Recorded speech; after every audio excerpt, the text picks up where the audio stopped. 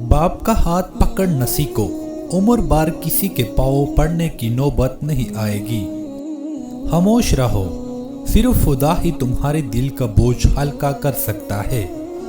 खौफ खुदा देखना है तो मुसलमान का देख, जो रोजे में वुज़ू का पानी मुंह में लेकर भी पीता नहीं है। लोगों को कोने से ना डरो, डरो इस बात से काहे तुम लोगों को खुश करते करते खुद को ना खो दो। किताबों और मुशाहिदों से इंसान सिखाता जरूर है, लेकिन सबक दो ही याद रहता है जो वक़्त और लोग सिखाते हैं।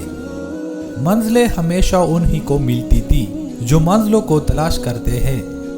तुम्हारे खामोश सजदे और उनका ही बातें खुदा के यहाँ बहुत खास मुकाम रखती है। कपड़े इंसान के जिस्म को डंपते हैं और गुफ्तगू उसकी शख्सियत को। दुआ की ज़रूरत हो तो किसी इंसान की कोई न कोई मुश्किल हाल किया करो।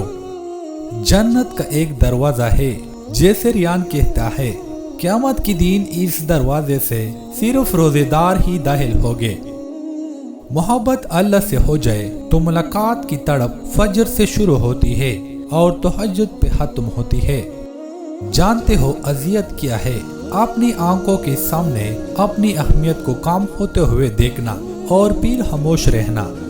फिर इन कहानियों का मुकम्मल होना भी तुम देखोगे, जिनके मुकम्मल होने का तस्वुर भी तुम नहीं कर सकते। मत बोलो नामुमकिन और नामुकम्मल से कहे आगे इसके कौन की रसाई है।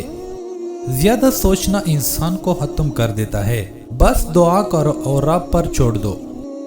औरत की लंबी जुबान का शिकवा सभी करते हैं, मगर कोई गूंगी औरत से शादी भी नहीं करती। जुबान अल्फाज कहती है, लहजा साज बताता है। रब वाक़िफ है तुम्हारे दिल की तड़प से, वो ज़ाया नहीं करेगा दुआएं तुम्हारी ज़रा सब्र को।